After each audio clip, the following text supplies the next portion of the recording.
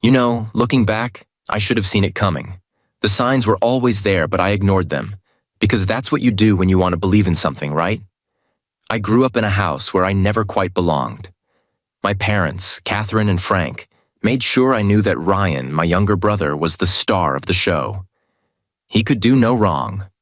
Broke a window? Oh, it's because he's so curious. Forgot to turn in homework? He's just under a lot of pressure to live up to his potential. Meanwhile, I was just Nathan, the one who could only seem to disappoint. When I turned 18, I left home without looking back. I scraped by on student loans, part-time jobs, and sheer determination. It wasn't easy, but it was worth it to be free of the constant comparisons and subtle digs. I built my life from scratch, piece by piece. It wasn't glamorous, but it was mine. And eventually, things got better. I met Emily. Emily was like a ray of sunlight in a life that had been mostly cloudy. She was warm, funny, and made me feel like I was enough. For a while, I believed that maybe I didn't need the family that had never cared about me. Maybe I could create my own. We got married 2 years ago, and for the first time, I felt like I had a fresh start. Then, last year, Ryan reached out. It was out of the blue, a message on social media. He wanted to reconnect, said he and our parents missed me. Missed me? That was rich coming from the people who'd treated me like an afterthought for most of my life. But you know what? I let my guard down. I thought, people change. Maybe they really do want to fix things. So, I let them back in. I even introduced them to Emily. Big mistake. At first, everything seemed fine. My parents were trying, or at least pretending to. They acted like they were interested in my life, even though they mostly talked about Ryan. He had some fancy corporate job, a new car, the works. They'd throw in a token, "And how's your job, Nathan?" just to keep up appearances. Emily, bless her heart, was always so gracious. She'd squeeze my hand under the table when she noticed I was getting annoyed, silently telling me to let it go. And then there was Ryan. The same smug, self-centered guy he'd always been, only now with a sharper suit. He started visiting us more often, which I chalked up to him trying to make up for lost time. Emily seemed to get along with him, and why wouldn't she? He could charm the socks off anyone when he wanted to. Then came the pregnancy announcement. Emily told me she was expecting, and I was over the moon. Finally, I thought, something good was happening. I was going to be a dad. We started planning everything. The nursery, the baby names, even a little getaway before the baby arrived. Life felt right, for once. But then Ryan started showing up even more. At first it was just occasional visits, but soon it felt like he practically lived at our place. He'd rub Emily's pregnant belly like he was the dad and talk to it in this weird, possessive way that made my skin crawl. Emily brushed it off, saying I was overreacting. "He's just excited for us, Nate," she'd say with that disarming smile of hers. But something felt off. I couldn't shake the feeling that there was more to it. So one night while Emily was asleep, I went through her phone. I didn't want to. I hated myself for doing it. But I had to know. And there it was. Texts from Ryan. Not the kind of messages you send to your brother's wife. Explicit. Intimate. A confession of an affair that had been going on for months. My heart sank. I confronted her the next morning, and after some initial denials, she admitted it. She told me the baby wasn't mine. She and Ryan had been planning to tell me after the baby was born, but I'd forced her hand. The woman I'd built my life around, the family I'd let back in, they'd all betrayed me. Again. It was like I was 18 all over again, packing my bags and swearing I'd never look back. Only this time, it wasn't just my parents I was leaving behind. It was the life I thought I was building, the home I thought I had. Emily, Ryan, my parents, they were all cut from the same cloth. And I was done. I filed for divorce the next day. Of course, my parents sided with Ryan and Emily. They said I was overreacting, that I should be happy they'd found love. Love? They'd shattered me, and they wanted me to celebrate it. So I walked away. Again. Only this time, I wasn't sure I'd ever recover. I'd like to say I dove into self-healing and found clarity right away, but the truth? I was a complete mess. After filing for divorce and moving out of the house I'd once thought would be my safe haven.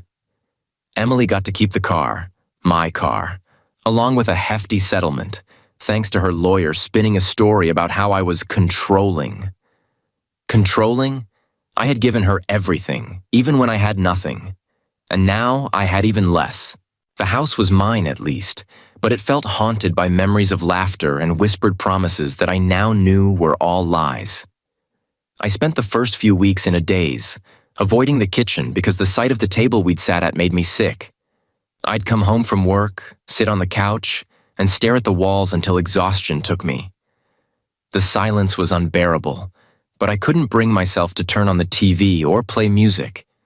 It all felt wrong. Too bright, too loud for the hollow shell of a man I'd become. Work became my lifeline. I drowned myself in it, showing up early and leaving late. The more I worked, the less I thought about Emily, Ryan, and the baby that should have been mine. My colleagues noticed the change, of course. "Burning the midnight oil again, Nate?" someone would say, half joking. I'd laugh it off, telling them I was just aiming for that next promotion. But the truth was, I was running. Running from my thoughts, my pain, and the life I no longer recognized. Then, one day, the running paid off. I got called into my boss's office, and for once, it wasn't bad news. They'd noticed my hard work, my dedication. I was being promoted, more responsibility, a bigger paycheck, and a new company car. When I heard the news, I felt something I hadn't felt in months. Pride. For the first time, I was being recognized for my own merits. Not overlooked, not dismissed, not compared to someone else. Just me, Nathan Cole. I decided to treat myself. A solo dinner at my favorite steakhouse, the kind of place Emily used to insist was too indulgent. I posted a picture of my meal online. Not because I wanted to show off, but because it felt good to celebrate myself for once. Little did I know, that picture would reopen a door I thought I'd slammed shut. It started with a text from my mother, Catherine. "Saw your post, Nathan. Congrats on the promotion. Why don't you come visit? We miss you."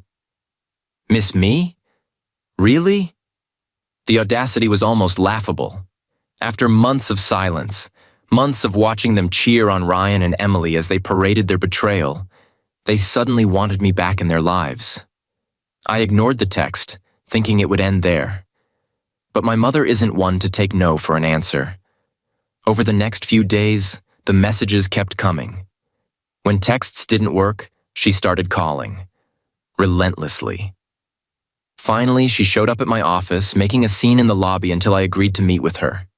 It was humiliating. My coworkers gave me sympathetic looks as I walked her out. But all I felt was anger. I didn't owe her anything. Yet there I was, promising to visit just to get her to leave.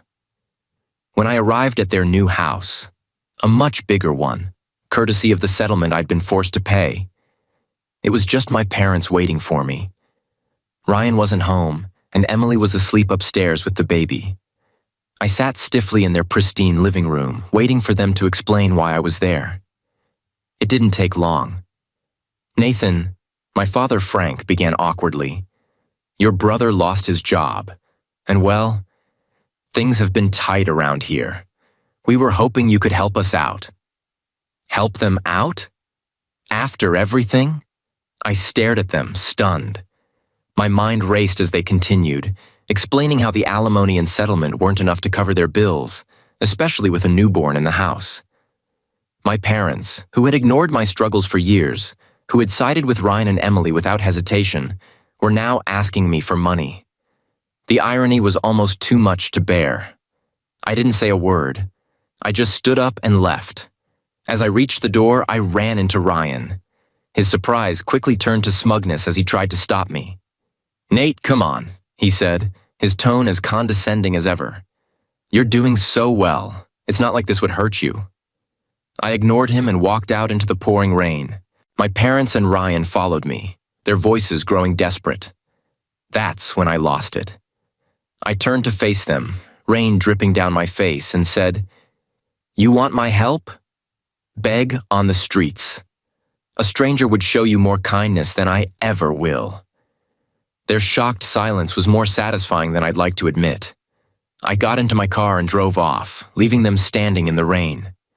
For the first time in a long time, I felt like I had control. You'd think leaving them in the rain would have been the end of it. A dramatic exit, a solid line drawn. But my family, they don't know when to quit. A couple of days later, there was a knock on my door. I should have ignored it. I should have known. But curiosity got the better of me. I opened it to find Ryan standing there, looking as smug as ever.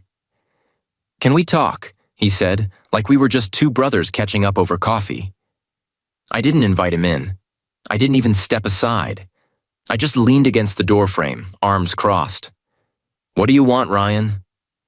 He launched into some rehearsed speech about how hard things had been for him and how he needed my help. He even threw in a half-hearted apology for everything that happened. But the thing about Ryan is, he can't help himself. The mask always slips. "You know," he said, smirking, "I get it. You're jealous. I mean, I can't blame you. I've always been better at, well, everything. It must be hard living in my shadow." I laughed. Not a polite chuckle, but a deep, bitter laugh that surprised even me. "Ryan," I said, "you're unemployed, living with our parents, and begging me for money. If that's the shadow I'm supposed to be jealous of, you can keep it." That hit a nerve. His face turned red and he started yelling, accusing me of being petty and vindictive. "You're just bitter because even your wife preferred me," he spat. "And now you're punishing Mom and Dad for it." I shook my head. "Punishing them? Ryan, they punished themselves.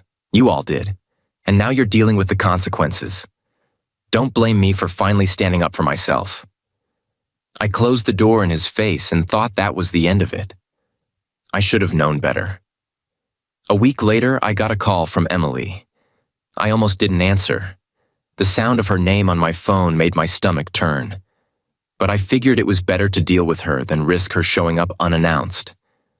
Her voice was sweet, sickly sweet, as she tried to appeal to my better nature. "Nathan," she said, "I know you're hurt, but can't you see that we're struggling? The settlement isn't enough, and with the baby, we just need a little help. Be the bigger person." The bigger person. That phrase sent me over the edge. "You mean like you and Ryan were when you lied to me for months? When you planned to keep me in the dark about the baby until you couldn't anymore? Spare me the lecture, Emily." She started crying, of course, accusing me of being selfish and heartless.